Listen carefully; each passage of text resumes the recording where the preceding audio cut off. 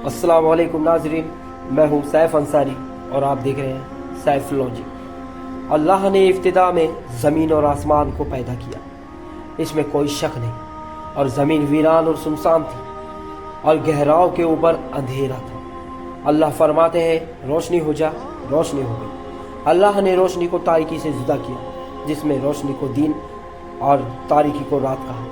दोस्तों, यह तो वह तस्कीरा है जो कि हमें आसमानी किताब तौराह के पहले बाब से मालूम होता है, जिसमें हमारे तमाम नबियों का जिक्र किया गया है। दोस्तों, बात यह है कि जब ज़मीन पर आदमी बहुत बढ़ने लगे तो अल्लाह ने देखा उनके दिल के तस्वुर और ख्याल हमेशा बुरे होते हैं। तब खुदा ने ज़मीन पे इंसान को पैदा करने में मालूम हुआ और दिल में गम किया।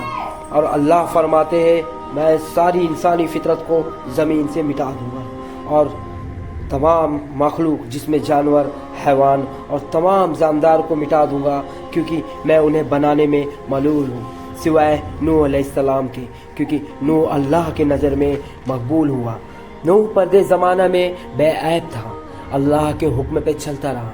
उनके 3 बेटे थे, जिसमें सम, हाफ और याज। रूह ज़मीन बहुत ही नाराज़ हो गई थी और अल्लाह जुल्म से भर गई थी। अल्लाह फरमाते हैं तू गोफर की लकड़ी से अपने लिए एक कश्ती बना, उन किश्ती में कोठरियाँ बनाना, उनके अंदर और बाहर राल लगाना।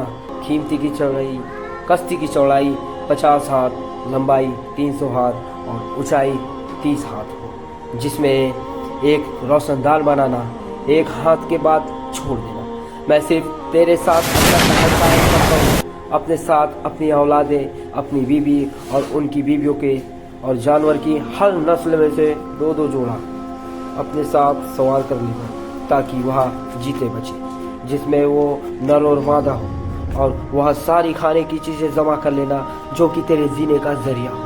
अल्लाह ने ज़मीन पर 40 दिन और 40 रात पानी बरसाया।